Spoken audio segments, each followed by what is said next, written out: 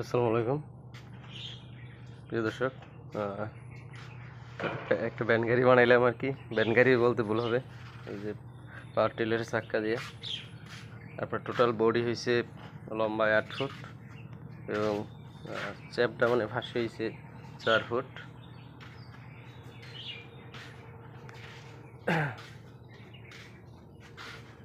তো প্রায় 26,000 টাকার উপরে খরচ হয়ে গেছে।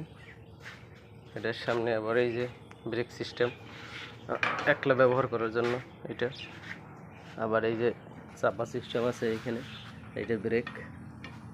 এবং যদি দূরে কোথাও যায় পাওয়ার টিলার বা অন্য কিছুর সাথে বেঁধে তারপর কিন্তু ওই যে এটা আছে, এটা ব্যবহার করা যাবে এখানে বসে। তো সবাই কমেন্ট করে জানাবেন গাড়িটা কেমন হয়েছে। রঙের কাজ চলতেছে, রিডাকশন দিতেছে, এরপর উপরে কালো রং দেওয়া হবে।